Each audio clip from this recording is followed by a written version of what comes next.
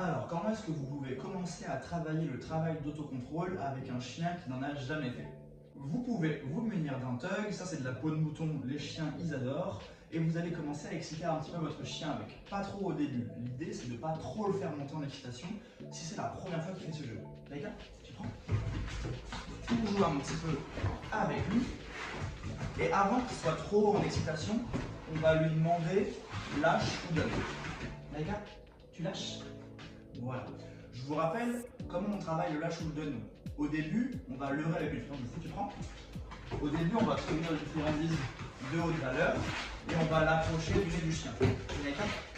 Tu lâches? Voilà.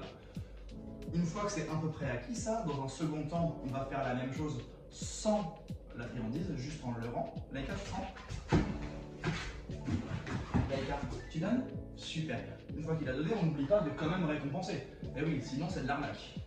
Et quand ça c'est acquis, on n'a même plus besoin de leurrer. N'oubliez pas d'arrêter de faire bouger le jouet, sinon c'est trop tentant. D'accord, tu prends? Donc, quand on veut que le chien donne, le jouet devient immobile.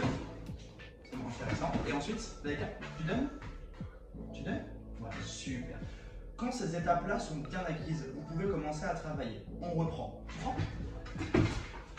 On excite le chien. On demande un lâche ou un donne. D'accord? Tu donnes? Super. Et tant qu'il n'est pas assis comme ça, le jeu recommence pas. Oui, go! Et on n'oublie pas le mot de libération. Une fois que le chien s'est assis. Je vous remonte. D'accord? Tu lâches? Tu lâches. Go! Si vous avez bien remarqué, je ne demande jamais assis ou couché au chien. Je veux le faire réfléchir par lui-même. Si je lui demande assis ou couché avant qu'il puisse rejouer, je fais de l'obéissance. Je ne travaille pas vraiment sur les autocontrôles. C'est très important de laisser réfléchir le chien. Il doit se demander quelle est la bonne solution pour avoir le jouet. Je vous remontre une dernière fois.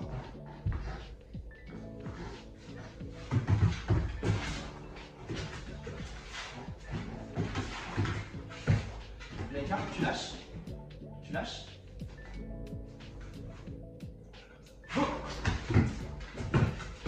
Alors, je sais ce que vous allez me dire au début. Oui, mais moi, mon chien, il me saute dessus pour avoir le jouet.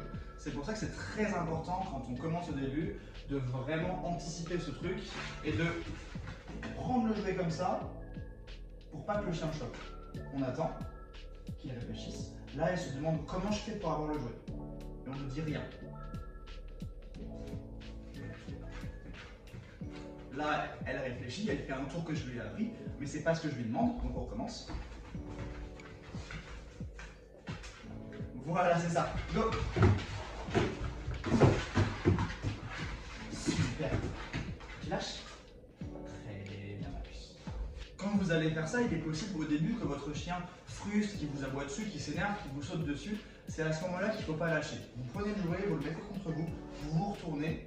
Le message à faire passer derrière tout ça, c'est loulou, tant que tu me sautes dessus, tu n'auras jamais le jouet. Par contre, si tu réfléchis, que tu t'assois et que tu me regardes gentiment, là, pas de souci, on recommence à jouer.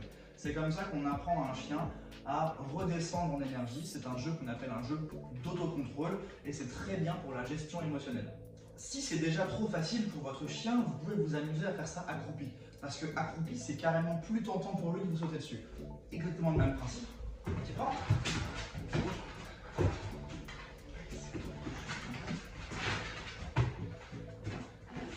Tu lâches?